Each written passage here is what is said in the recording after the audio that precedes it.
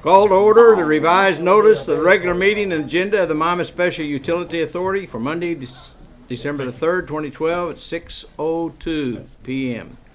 File in the office of the city clerk and post in the main lobby in the north outside entryway of the Miami Civic Center at 3 p.m. on November the 30th, 2012 by Jill Fitzgibbon, Deputy City Clerk.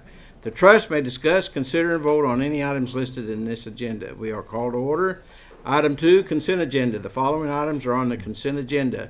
All items listed under the consent agenda are deemed to be non-controversial and routine in nature by the governing board. They will be approved by one motion of the Miami Special Utility Authority.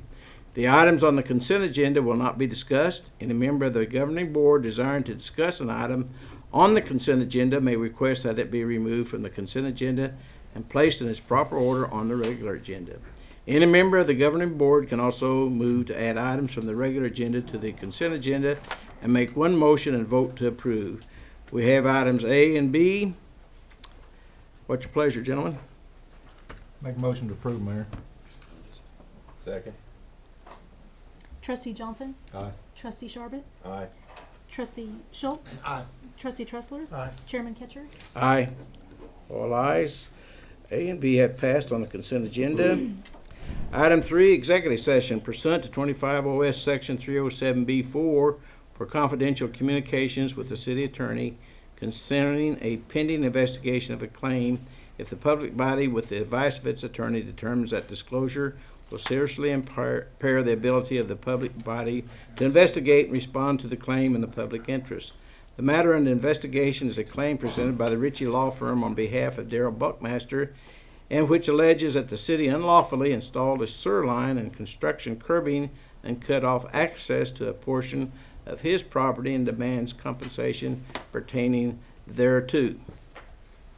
Mayor, I'm sorry, go ahead. I was going to make a motion if you were ready to. Go ahead, please. Mayor, I make a motion that we go into executive session based on the determination that disclosure will seriously impair the ability of the public body to investigate and respond to the claim in the public interest. Second. Trustee Schultz? Aye. Trustee Tressler? Aye. Trustee Johnson? Aye. Trustee Sharbit? Aye. Chairman Ketcher? Aye. We are in executive session at about 6:04, it looks like, Jill. Let's stop talking. Go ahead, Rudy. We're on Mayor, here. Mayor, I make a motion that we recess the SUA meeting and reconvene at the end of the city council meeting. Second. Trustee Schultz? Aye. Trustee Tressler? Aye. Trustee Sharbit? Aye. Trustee Johnson? Aye. Chairman Ketcher? Aye. That was fun. Call to order. Notice of regular meeting and agenda of the Miami City Council for Monday, December the 3rd, 2012 at 6:31. File in the office of the city clerk and posted in the main lobby in the north outside entryway of the Miami Civic Center at 4:50 p.m. on November the 29th, 2012 by Jill Fitzgibbon, Assistant City Manager, Deputy City Clerk. The council may discuss, consider, and vote on any item listed in this agenda. We are called to order. We have Pastor Ron Eden from the Bethany Christian Church to give us our prayer, and if you'll remain standing, we'll do the Pledge of Allegiance. Father God, we ask that you would continue to bless the leaders of our community, continue to bless this place where we live. We ask that you give our leaders the wisdom to make your decisions, the things you want done tonight. All these things we pray in Christ's precious and holy name. Amen. Amen. Thank you, Pastor. I pledge allegiance to the flag of the United States of America and to the republic for which it stands, one nation, under God, indivisible, with liberty and justice for all.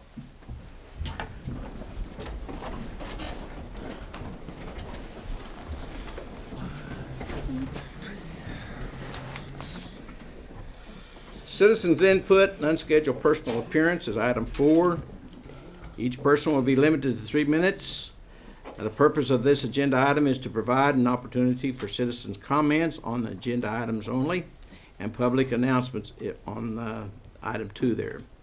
Council members do not engage in discussion under this agenda item, and staff members are directed not to. If you seek discussion or inquiry, please contact your council member, the mayor, or the office of the city manager.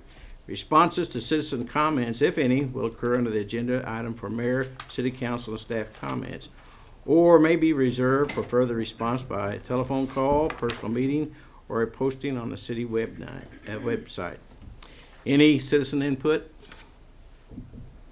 None. We'll go to item 5, consent agenda. The following items are on the consent agenda. All items listed on the consent agenda are deemed to be non-controversial and routine in nature by the governing board. They will be approved by one motion of the Miami City Council. The items on the consent agenda will not be discussed. Any member of the governing board desiring to discuss an item on the consent agenda may request that it be removed from the consent agenda and placed in its proper order on the regular agenda. Any member of the governing board can also move to add items from the regular agenda to the consent agenda and make one motion and vote to approve. Mayor, I have a request, and that would be that the council remove items H and I from the agenda and simply strike them from the agenda. Mayor, I'd make a motion to ratify, or excuse me, to approve the consent agenda with the exception of items H and I. I'll second, Mayor. David, what about item E? My understanding was that the lease agreement was in the packet. And I'm going to ask that they go ahead and vote to approve it.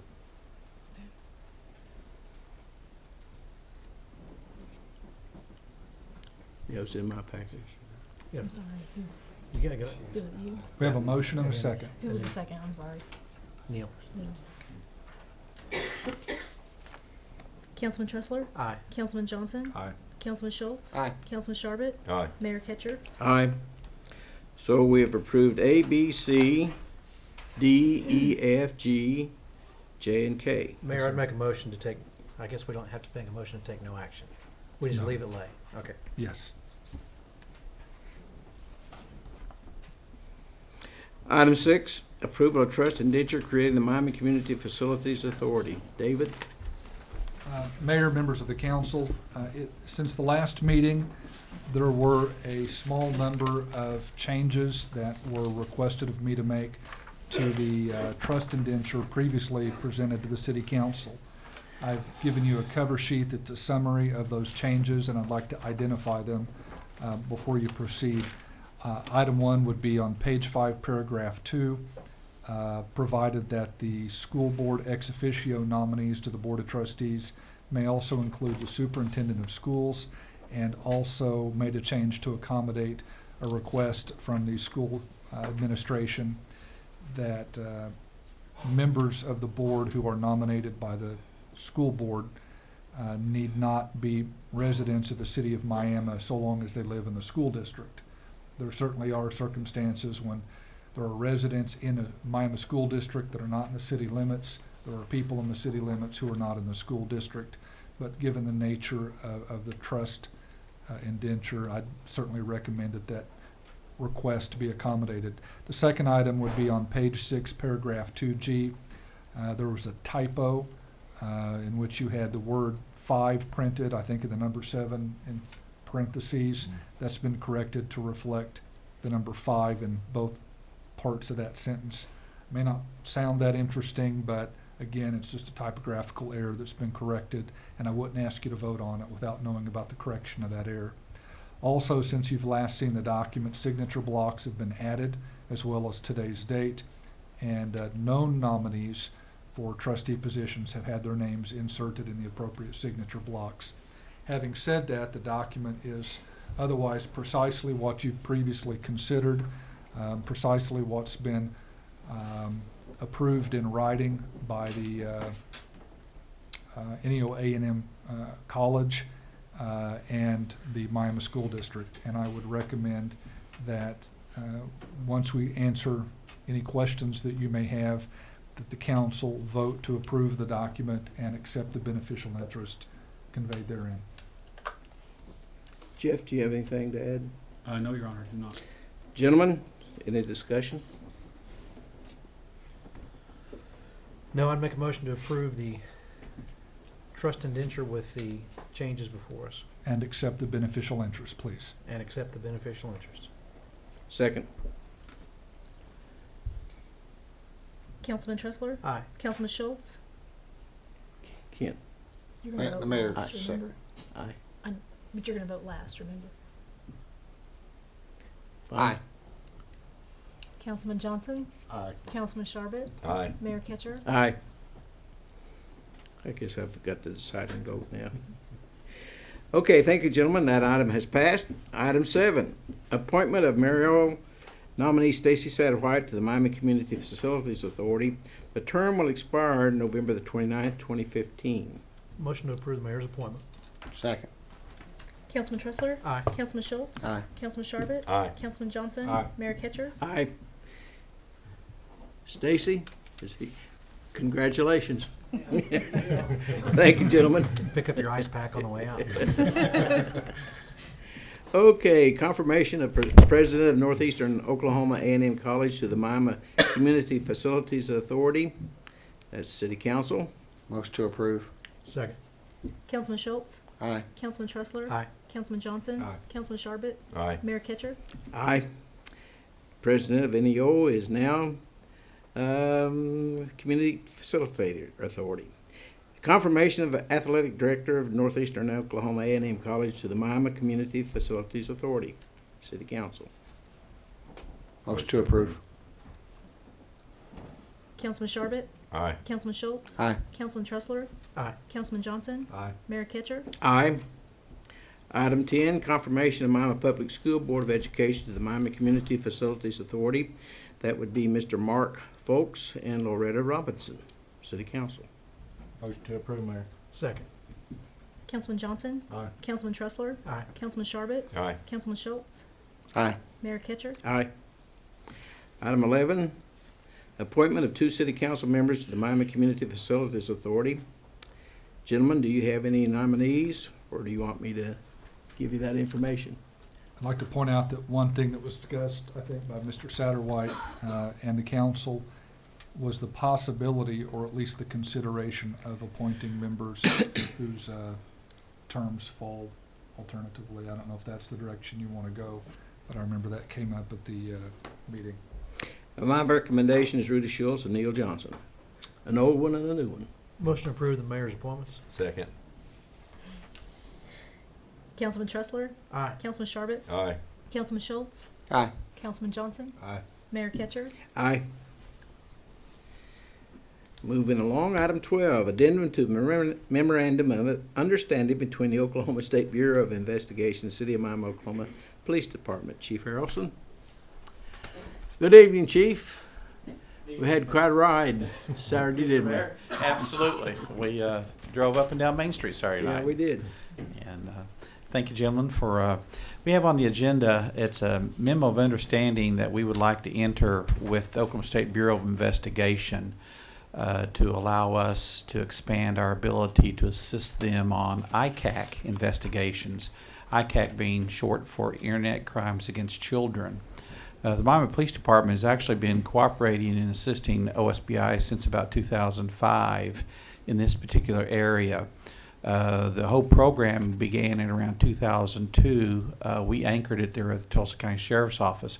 And quite frankly, OSBI has 5, maybe 6 investigators that are dedicated to internet crimes, which include the solicitation and exploitation of children. And it's become a major problem, as we've all recognized. And so they really wanted to be able to utilize area law enforcement agencies as a force multiplier to assist them in these investigations. So if we were to enter into this MOU, it was statutorily, a law went into effect on November 1, which allows us to enter into this MOU, and then the investigator that would be designated would have a statewide jurisdiction under the OSBI's ICAC investigations unit.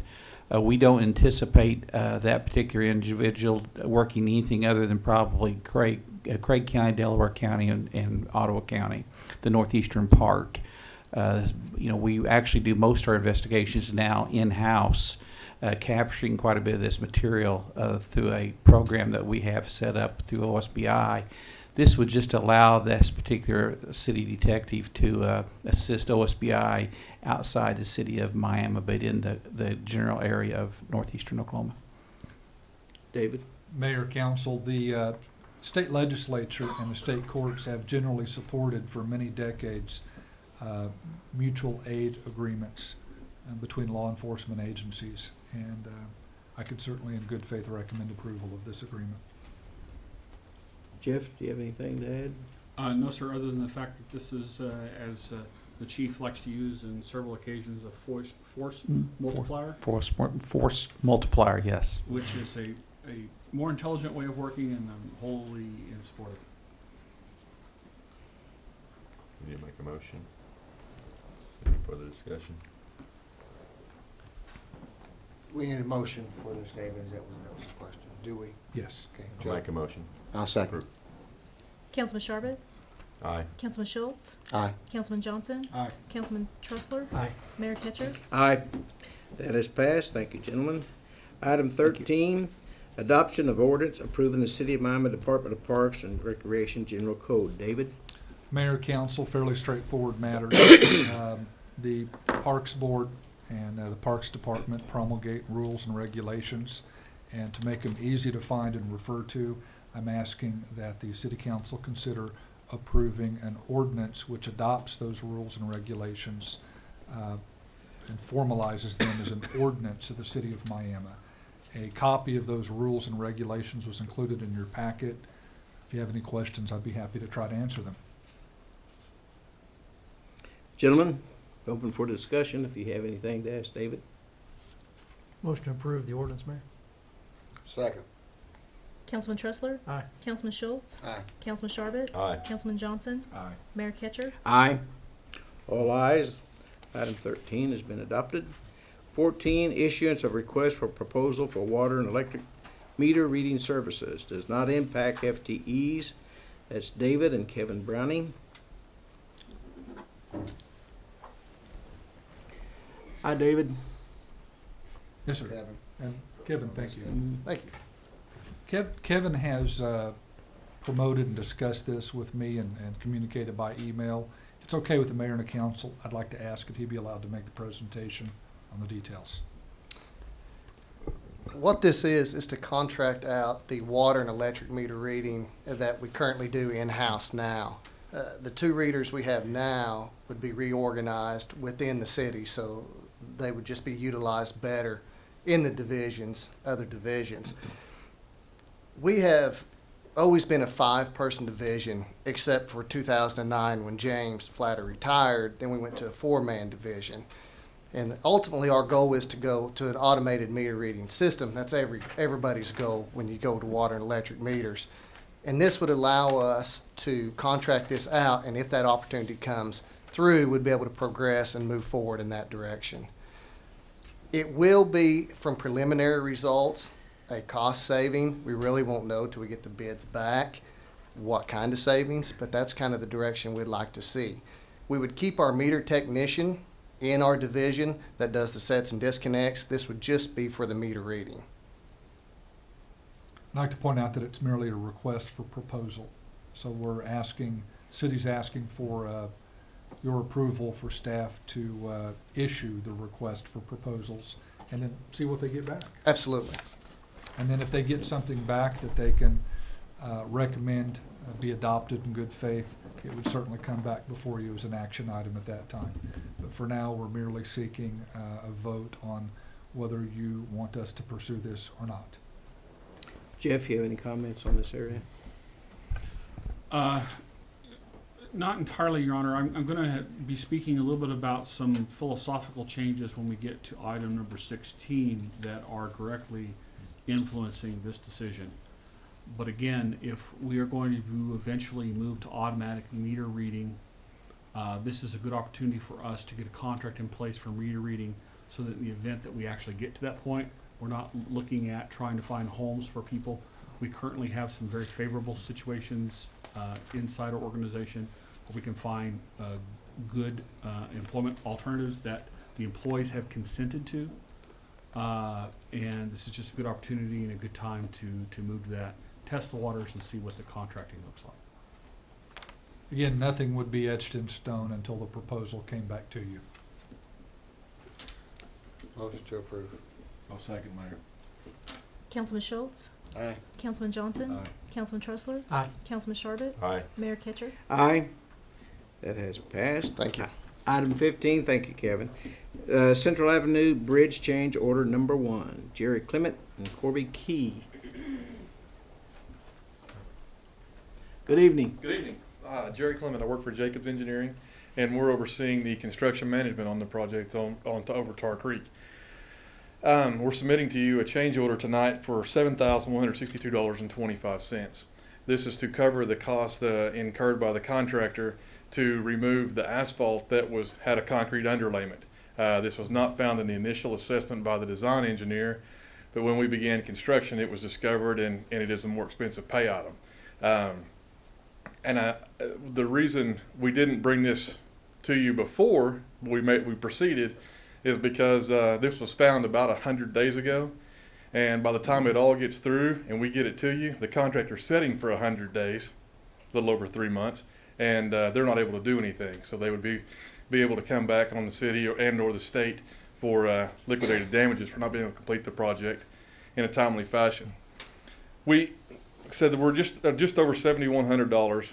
Right, we think the true cost is going to be closer to $6,200. We put in a little bit of extra cushion just in case there's additional material that has to be removed to make a tie-in, and if we do that, we don't have to go back and do an additional change order. We're pretty sure the final number is going to be right around $6,200 as opposed to the $7,100 that we submitted. It's just a little bit of buffer. Okay. Chuck, you got anything you want to say on this?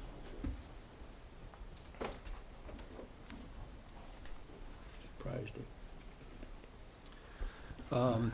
The change order, as normal practice, is to approve those change orders. We have a contract right now, and so this would go over that amount again. So we're coming before the city council to approve that. As Jerry explained, the timing of this, normally we approve change orders before the facts, but again, as he just explained, the continuing off the work. We did follow up with the design engineer, who was another engineer, it's not the one out there now, and their soils report reflected that there was asphalt in there. It wasn't reflected that's where they said they got it from. But the bottom line is, the contractor came out there, he's got different conditions than what's represented on the plans. And in talking to Jerry, they've negotiated and got that price down there they think it's a fair price. Okay, thanks, Chuck. Any further discussion? Need a motion to proceed? Motion to approve the change order. Second. Councilman Schultz, Aye. Councilman Sharbit, Aye. Councilman Tressler, Aye. Councilman Johnson, Aye. Mayor Kitcher. Aye. Change order has been approved. Item 16, proposed streets for Phase 3 of the street bond project. Chuck Childs and Tyler Klein. Your Honor, if I may, I'm going to hijack this agenda item with your permission. Tyler and Mr. Childs are going to assist me, but I have a PowerPoint I'd like to present tonight on this subject matter. You guys get to run the machines. Yeah.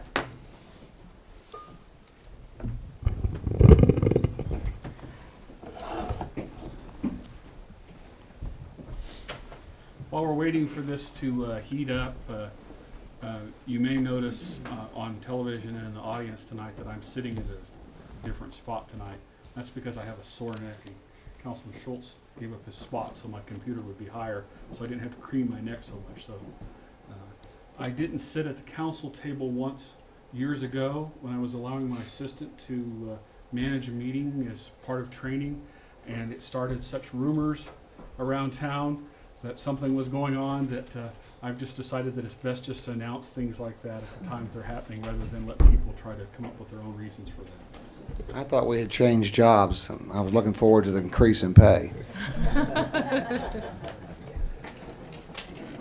This item tonight that appears on your agenda is the proposed streets for Phase 3 of the street bond project. And because there's a lot of difference in our approach to Phase 3, I wanted to provide this additional information, which I've referred to as the C's of change. Now, I usually start off these presentations by quoting someone famous, something very witty. But this time I decided that I would quote myself. And basically, I say this just about every day. I have no problem that winning the lottery wouldn't fix for me. And that's about every morning at 9. But that'll come back into play here in just a few moments. What I wanted to kind of discuss is kind of where we're headed as a staff. Change is inherently difficult, so I wanted to provide some perspectives tonight. And primarily, my philosophy regarding municipal service delivery. And I wanted to let everyone know that I'm a tinker. Therefore, I make adjustments and opportunity as opportunities and feedback requires. I often liken this to being a good running back. In fact, this past weekend, and I apologize if there's any Oklahoma State fans in the audience, but I was watching the Belldozer operate. And if you ever watch the Belldozer operate, you'll see that the quarterback, Blake Bell, pauses and looks to see where the hole is before he runs in it. And that's kind of how I look at things. I have a general philosophy, and it's value-driven. It's not science-based. So it will change from time to time. And I've had the opportunity to kind of tailor this to our particular organization at this point. So basically, the seeds of change are as follows: communication, comprehensive planning, compression, consolidation, core competency, contracts, competition, churn, my favorite word, and capacity.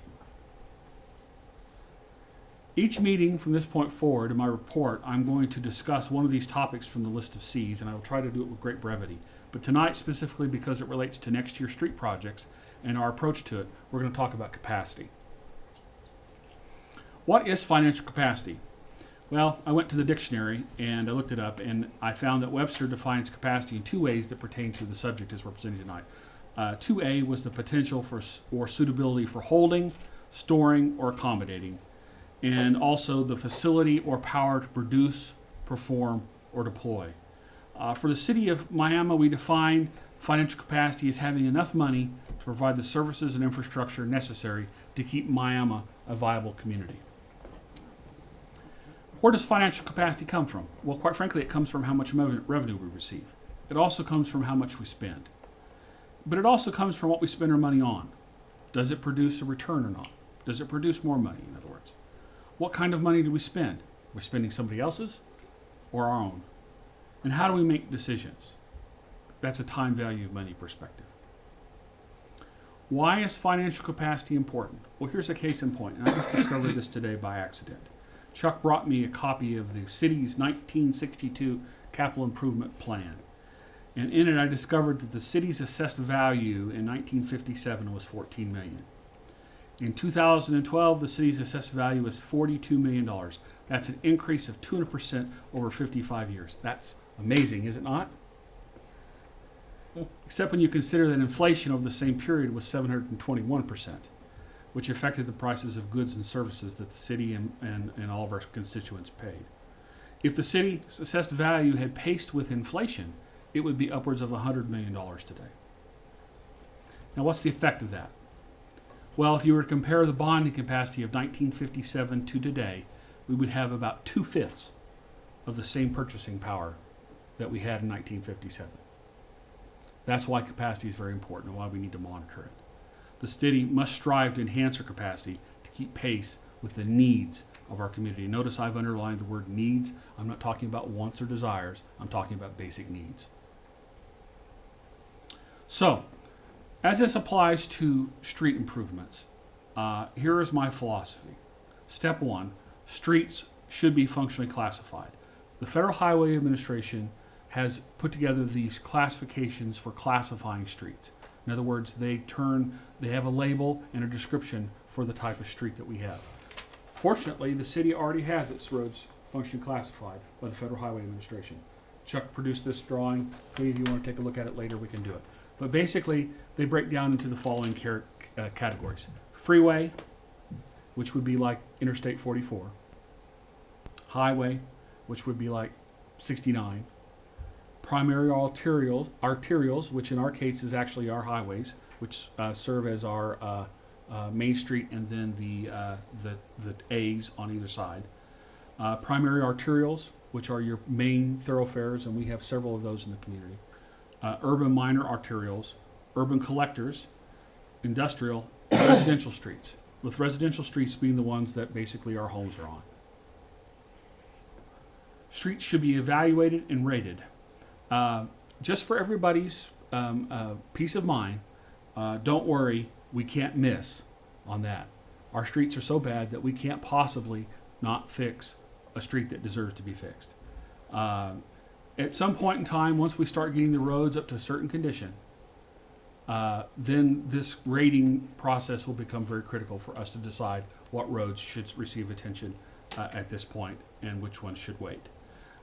In medical terms, it's referred to as triage sometimes.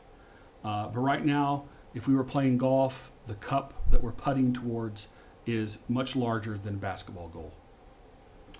Step 3 is to develop costs. Step 4 is to develop a plan for improvements. Step 5 is then to develop a financial plan to pay for the street improvement plan. Step 6, we implement the plan. Step 7, we rinse and repeat. Simply because it never ends. We do it over and over and over again. Traditionally, in most cities, this is done by the Planning Commission, not another committee. So we get back to that issue of compression, of trying to consolidate our committees down.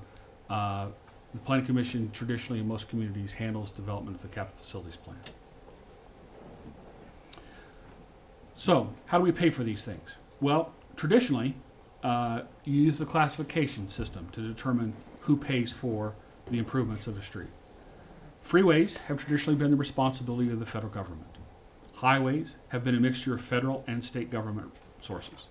Arterials, which are your main streets, are usually paid for through a blending of OPM, and OPM stands for other people's money. That could be a grant, it could be a donation from a private business, could be from a foundation, could be any source of money other than your own coffers, and also city and county taxpayers at large.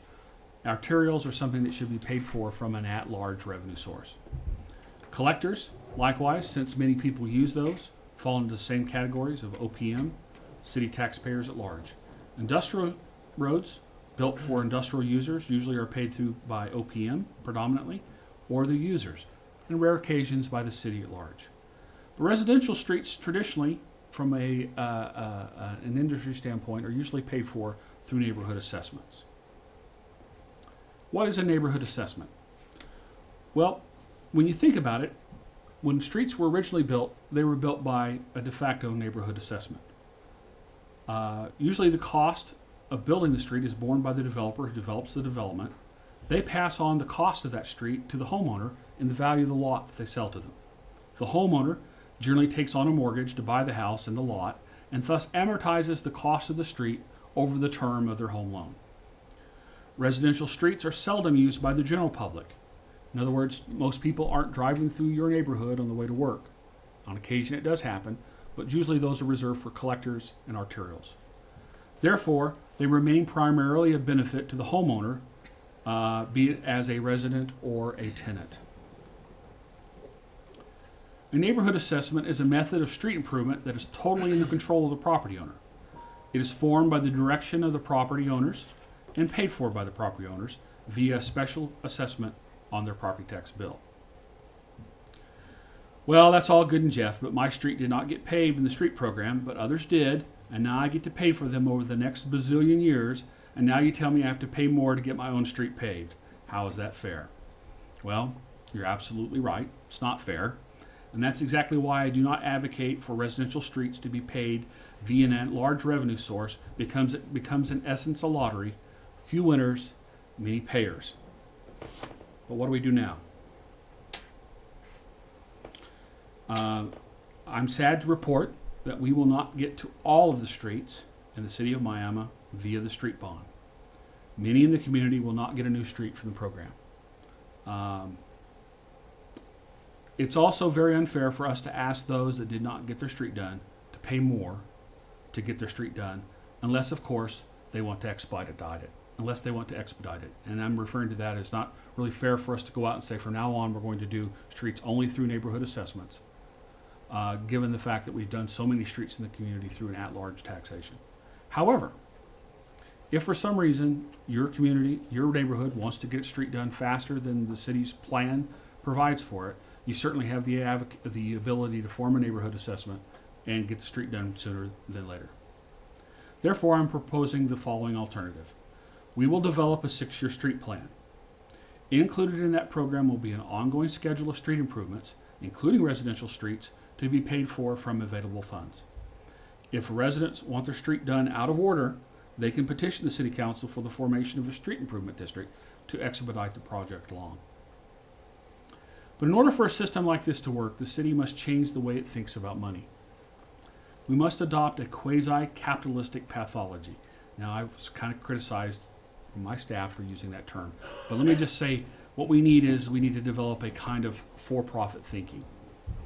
Revenues that are based on discretionary consumer spending should primarily encourage more discretionary spending so that we have a compounding effect from that revenue source.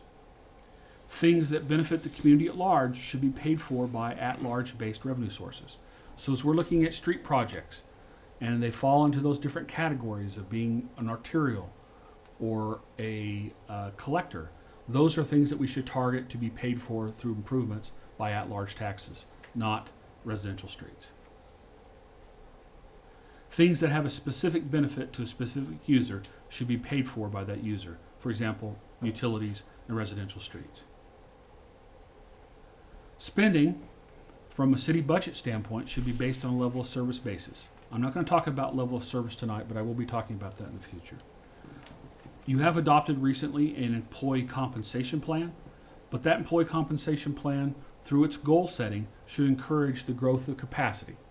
We should be focused as an organization on growing our capacity. Legislative decisions should be based within a strategic framework centered on the growth of capacity. We need to reverse the trend that we've seen of our capacity eroding away since it's been doing so since 1957. Foremost, we must adjust our expectations. The 50s and 60s are gone forever.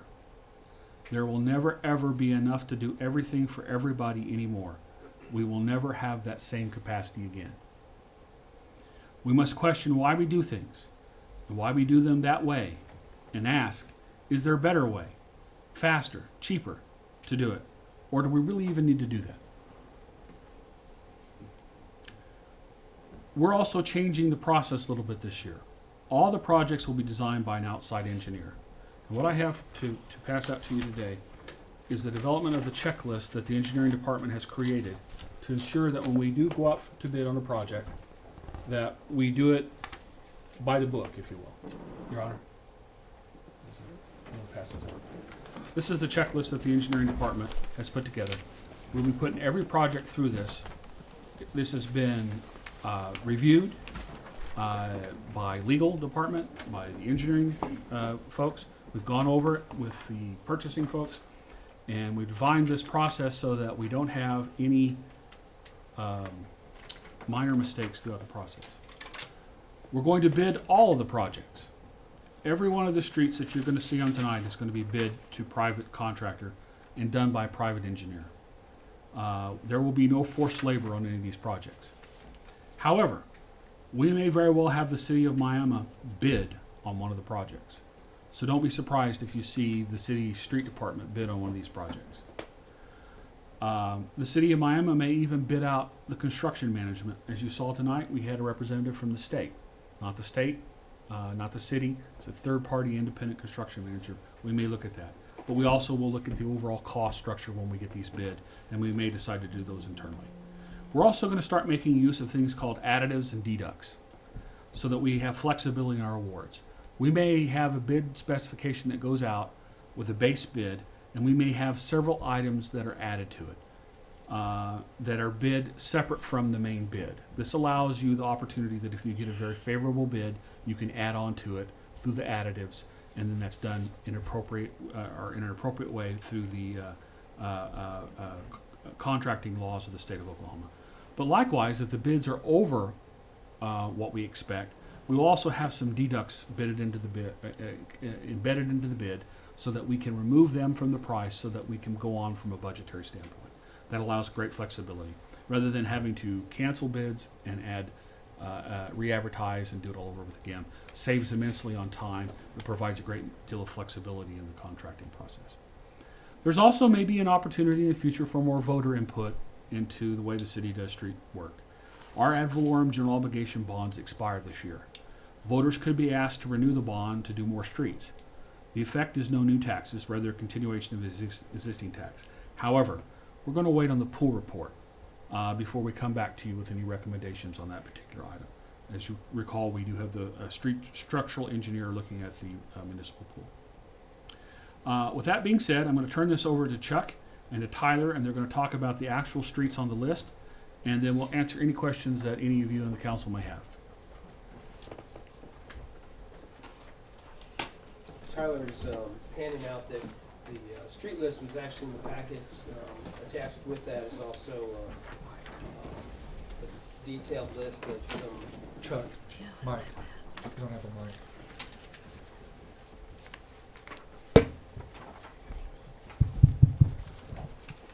What Tyler's handing out there is a packet.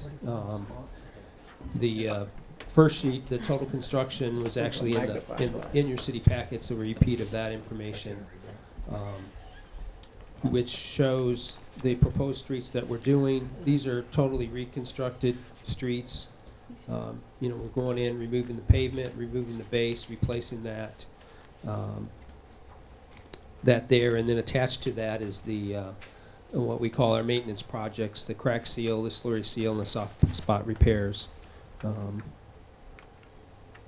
On that list there, as you can see, we've got about $6.5 million of improvements there, which exceeds the amount of money that we have left in the project. We're hoping it's good prices, and we'll get done as many as we can. The selection of the streets is, as Jeff has mentioned, there's a lot of streets we have that are in bad shape. We tried to concentrate our money on streets that took most traffic out there, the major roads, streets that were in really, really bad shape. And there was no study to say, in measuring the safety of one street versus another street. But staff looking at those and talking with other departments and other people kind of selected some of those streets. The maintenance streets, the maintenance items are, again, not reconstruction. As you can see, those dollars go a lot further than reconstructing a street. So there may be a street on there that we thought could be preserved if we put some money into it. That's an argument you'll hear from a lot of people is, well, that street wasn't as bad as my street. That needs a total reconstruction. The public is getting a lovely view of your computer screen, Chuck. We're trying to find out where the technician went.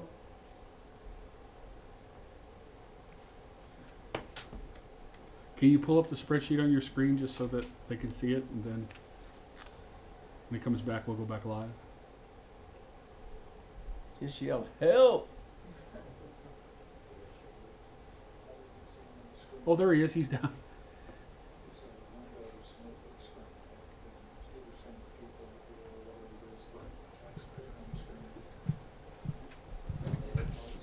Yeah, let's go ahead and go back live. Is that the smallest font you could find? I need my magnifying glass to read that. Let's go ahead and go back live to the city council, because we're not going to be able to see that on TV. Don't blush.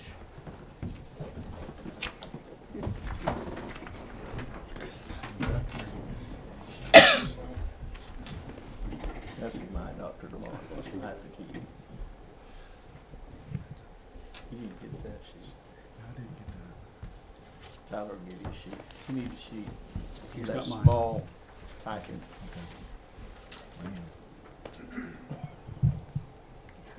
And then as I said, the maintenance items are slurry seal, soft spot repairs, and crack seals. Again, streets that may appear, not may, but does appear in better shape than other streets that we didn't get to. Again, the idea is that we can preserve the life of some of these streets, extend it on, and make these streets last a little bit longer in time, versus if we just went total reconstruction of streets, we'd get a smaller amount done.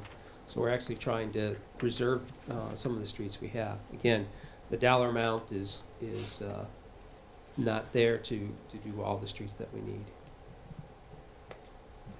Streets were a lot worse shaped than what we thought. Yes, some of the earlier studies that were done 5, 6, 7 years ago show the street assessments and improvements that didn't cost as much, and the condition wasn't as bad. So yes. Your Honor, just, for discussion purposes, this also provides us with opportunity to have another budget cycle before we're completed with this list. So once we take a look at the changes that we're going to make in our municipal budget this year, we may be able to free up additional capacity to be able to donate, I shouldn't say donate, dedicate more of our funds towards improvements. So we're going to create this list, and even though the list is larger than what we anticipate, we don't know what the bids will look like when they come back, but it gives us an opportunity for us, again, to continue to bid. And this is the nature of the additive and deductive nature of the bid. We will add a great number of streets, and then when we get the bids and we look at them, we'll make the decision of which ones to pull back off of the list for a final award. But then it also then serves as the basis of the next year's plan. And just because the street bond is ending its life, we are going to not stop improving streets in the city of Miami. We will continue on through our city budget each year, attempting to do street improvement work in the community. And I think that concludes our comments, and if you have questions, we're happy to answer. Real fast, if you've noticed, we've had Anderson Engineering in here working. They have a big drill rig that they bring in. If you guys have any questions, ask. They're drilling the road to see what's underneath the road, so we know asphalt, concrete, and as far as design life, what they need to do to design the road, as far as how the depth of rock, fly ash, etc. Tyler, would you explain? I get a lot of calls what that slurry seal does and what the purpose is. I get a lot of calls on that. The slurry seal, and Chuck can add to this, the slurry seal is supposed to extend the life of the road.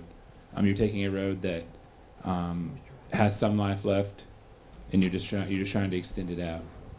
It's moisturizer. Yeah, the biggest foe that roads in Oklahoma have are from the freeze-thaw cycle.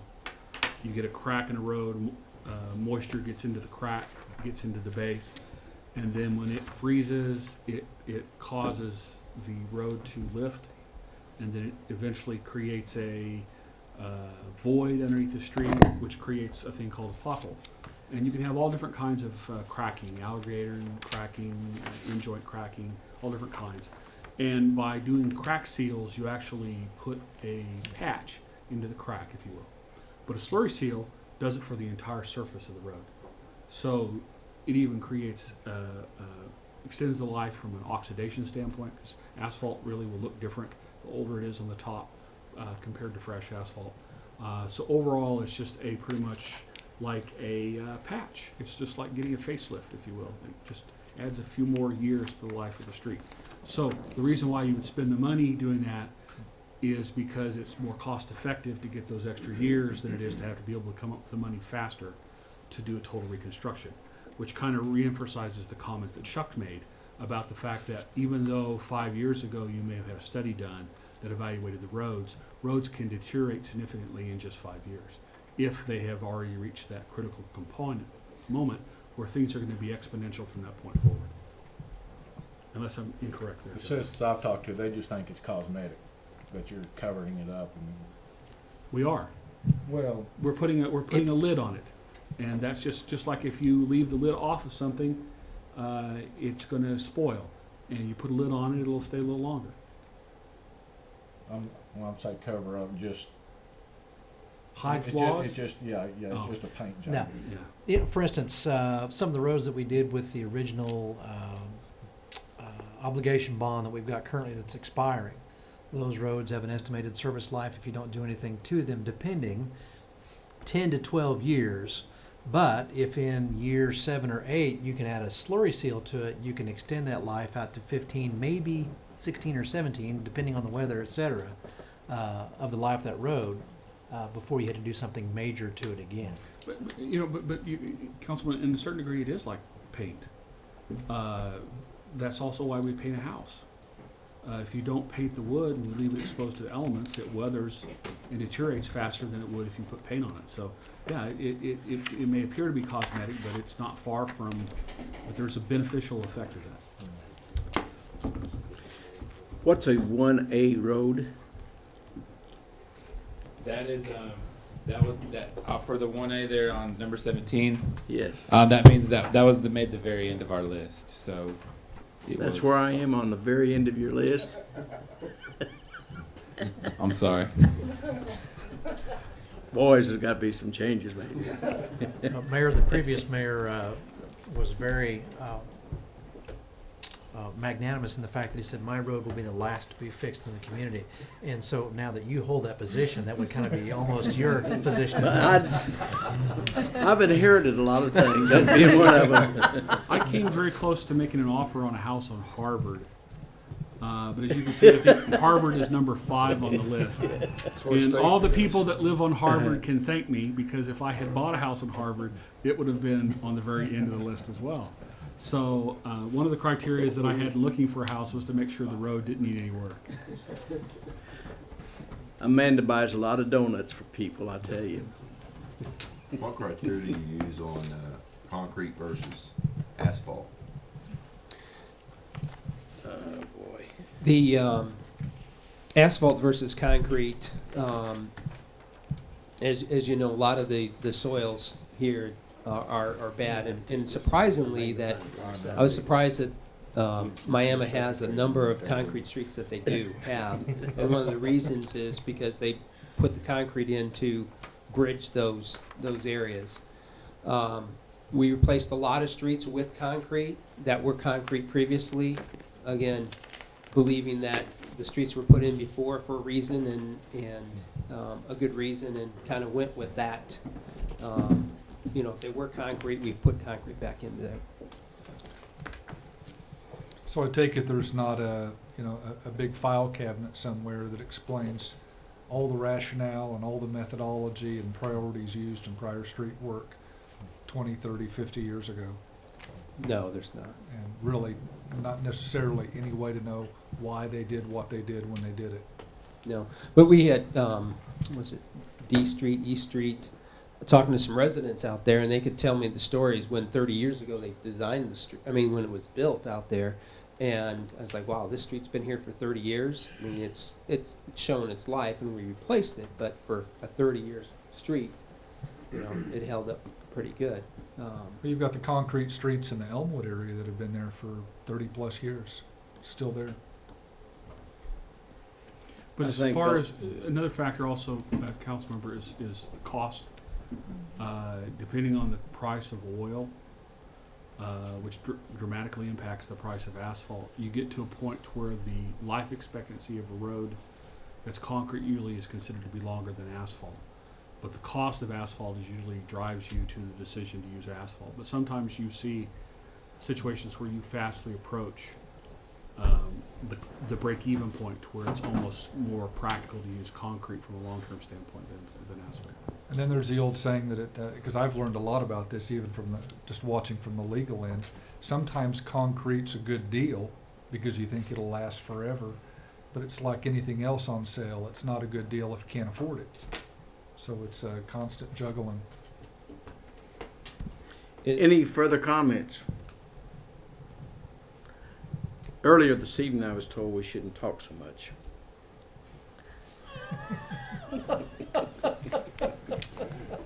No, seriously. Any further comments for Chuck or Tyler? I would just ask this question. So this is phase 3. This is the final phase. So when do we expect to be done? The end of this coming summer. So Anderson Engineering, like I said, they're down here working. They're drawing up plans. They're actually going around surveying right now. You may see some of their survey trucks out. They were here today. They're going to be here Wednesday. Then we're going to put the bid packs together, and then present it through the chain of command, through the this sheet that was made So up. August or September of Yes, sir. 13, Yes, sir. this round of projects will be And done. and some of the streets we're actually looking at bidding asphalt and concrete, so we can say, okay, if we did the street in asphalt or concrete, what would be the? And then, in streets that remain on the list are the streets that you, Jeff, then said we will try to address out of our normal operating budget. Yeah, funds that we was the set point aside. that was the point that we wanted to make tonight, is that the project doesn't end. Okay. We exhaust the proceeds of the bond, but our need to work on the roads never ends. Okay. In fact, by the time we get done getting them all fixed, the ones that we started fixing will have deteriorated to the point where we'll have to start over. again. You're never going to stop building roads. Well, I think it's an important point that you make, because people have this conception that we have this money, when we get done, we're gonna be done, and a lot of roads are gonna be fixed, and there are a lot of them gonna be fixed, but we're not by any means gonna be done. There will always, every summer, be work being done, if we do our jobs correctly. If we, correct, if we Is do the our city jobs correctly. patching some areas, little Yes, sir. sections? Yes, sir. I've noticed quite a bit out around the college, Yes, sir. one-way streets.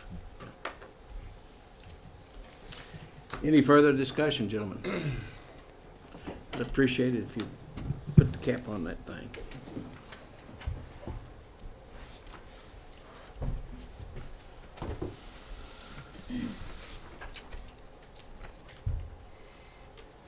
Thank you, Chuck. Okay. Item 16 has been discussed and probably will be cussed by some of our viewers. 17, executive session pursuant to 25 OS Section 307B4 for confidential communications with the city attorney concerning the pending investigation of a claims if the public body with the vice of its attorney determines that disclosure will seriously impair the ability of the public body to investigate and respond to the claims in the public interest, and he recommends that any motion to enter executive session include a determination of the same. The matters under investigation are the following claims. A, presented by the Ritchie Law Firm on behalf of Darrell Buckmaster, in which it alleges that the city unlawfully installed a sewer line and construction curbing and cut off access to a portion of his property and demands compensation pertaining thereto. Item B, Zane claimed the amount of $75 for a record service needed to pull a private vehicle out of an unprotected storm drain. Item C, Wood claimed the amount of $4,933.05 for injury sustaining August the 8th, 2012 at the Miami Municipal Swimming Pool. Mrs. Woods hit her head on the large yellow slide. Item D, Venagona claimed the amount between $50 and $312.67 for replacement or repair of windshield cracked September the 5th, 2012 by a rock thrown by a city mowing machine. Mayor, I make a motion we go into executive session, including the determination that disclosure will seriously impair the ability of this public body to investigate and respond to the claims in the public interest. Second. Councilman Schultz? Aye. Councilman Tressler? Aye. Councilman Johnson? Aye. Councilman Sharbit? Aye. Mayor Kitcher? Aye. We're in executive session. It's 7:26, Jill. Mr. Item 18, disposition or direction to city attorney pertaining to a claim presented by the Ritchie Law Firm on behalf of Darrell Buckmaster. I make a motion to direct the city attorney to proceed with his investigation on the matter. Second. Councilman Schultz? Aye. Councilman Tressler? Aye. Councilman Sharbit? Aye. Councilman Johnson? Aye. Mayor Kitcher? Aye. All ayes. Passed. Item 19, Zane claim in the amount of $75 for record services needed to pull a private vehicle out of an unprotected storm drain. I move to give the city attorney settlement authority in the matter. Second. Councilman Schultz? Aye. Councilman Tressler? Aye. Councilman Sharbit? Aye. Councilman Johnson? Aye. Mayor Kitcher? Aye. All ayes. That's passed. Item 20, Wood claim in the amount of $4,933.05 for injury sustained August the 8th, 2012 at the Miami Municipal Swimming Pool. Mrs. Wood hit her head on the large yellow slide. I move to give the city attorney settlement authority in the matter. Second. Councilman Schultz? Aye. Councilman Tressler? Aye. Councilman Sharbit? Aye. Councilman Johnson? Aye. Mayor Kitcher? Aye. Item 20 is passed. Item 21, Venagora claim an amount of between $50 and $312.67 for replacement or repair of windshield crack September the 5th, 2012 by a rock thrown by a city mowing machine. I'd move to give the city attorney settlement authority in the matter. Second. Councilman Schultz? Aye. Councilman Tressler? Aye. Councilman Johnson? Aye. Councilman Sharbit? Aye. Mayor Kitcher? Aye. All ayes, that's passed. Item 22, other new business, if any, which had arisen since the posting of the agenda and could not have been anticipated prior to the time of posting, 25 OS 311-9. Any other new businesses? None. 23, mayor and council comments. I don't have any comments. Do you gentlemen have anything? I just wanted to wish everybody up here Merry Christmas and citizens of Miami Merry Christmas. I second that, Mayor. Any other comments, gentlemen? Being none, we'll go to 24, staff reports. You have written reports included in your packet. Staff is available if you have any question on it. Are there any questions? No questions, Mayor. No questions. We'll go to item 25. Adjournment. Motion to adjourn, Mayor. Second. Councilman Sharbit? Aye. Councilman Tressler? Aye. Councilman Schultz? Aye. Councilman Johnson? Aye. Mayor Kitcher? Aye. Oh, sure. Adjourn on that. 7:47. Do you want me to look? Says it got it. Beat it.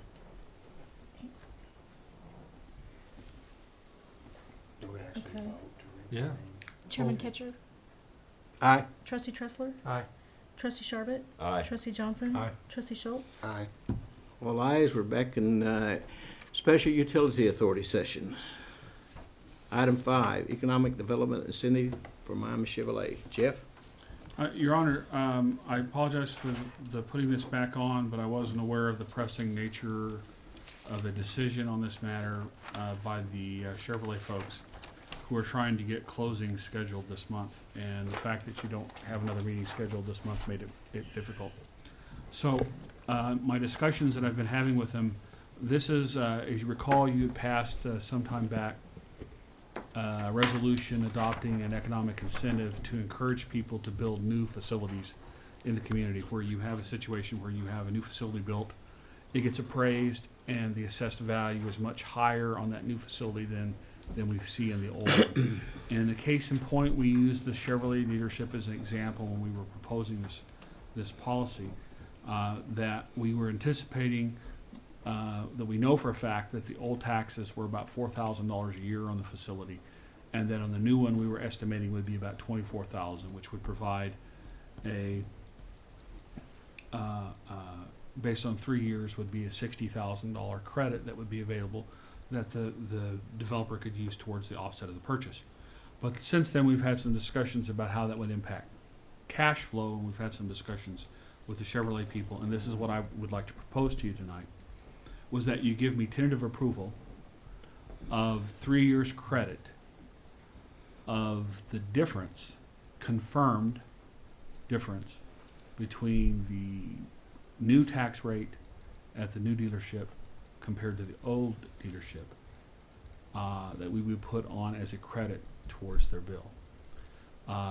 We would bill them for the cost of extending the services, because the services may cost more than the amount of the credit. But then when we actually have confirmation that they are paying more taxes, then we would give them 3 years worth of that increment on their utility bill. And then it also helps us from a cash flow standpoint. We're not spending any cash, we're just foregoing the utility receipts from that business for that period of time. So for example, if it was $60,000 and the cost of extending the services were $175,000, they pay us $175,000, we would give them $60,000 credit for the 3 years on their utility bill. If it turns out to only be $15,000 a year, then it would turn out to be a $45,000 credit. But the goal again being, municipal purpose being, is that we talked about earlier, I'm not sure if that was technically earlier or later, in the city council meeting where we talked about the differences in your assessed value versus inflation. This is one of those ways that we can encourage capacity in the community, is by encouraging new development. So again, in essence, what I'm looking for is tentative authority. I will have to bring it back to you for your confirmation, but that we would notify the dealership that the credit would be applied in the utility bill once the increase increment in property tax is confirmed equal to 3 years of that increment. That would fit in with the resolution that was passed. I'd done a detailed legal analysis on it, and assuming, of course, in good faith, that the documentation is correctly prepared, I could endorse the request on the preliminary basis. I think city manager's offering it from a legal perspective. But by agreeing to this now allows them to put this into the closing documents between the parties so that they can put that on the table, that this is a possibility, an incentive to get the developer to purchase the property.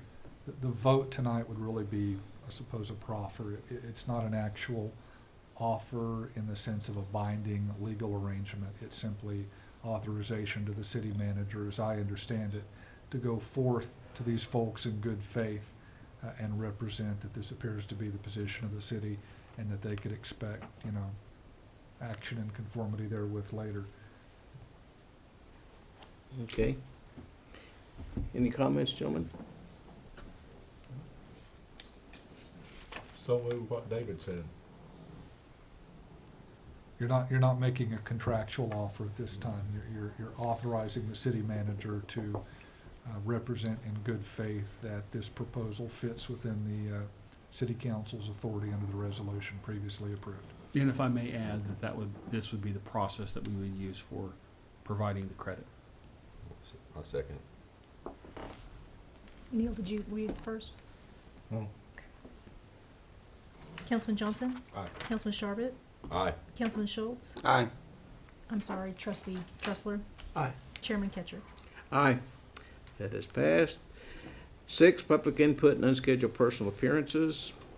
Any appearances? None. 7, other new business, if any, which has arisen since the posting of the agenda and could not have been anticipated prior to the time of posting. 25 OS 311-9. Any new business, gentlemen? Any item 8, Board of Trustee comments and announcements? Anything that you'd like to bring forth? 9, staff reports. You have a written report from Scott Baldridge in your packet, and he's here. Do you have any questions concerning Scott? I don't know there. No. Nope. Okay. Item 10, adjournment. Motion adjourned, Mayor. I'll second, Mayor. Trustee Tressler? Aye. Trustee Johnson? Aye. Trustee Schultz? Aye. Trustee Sharbit?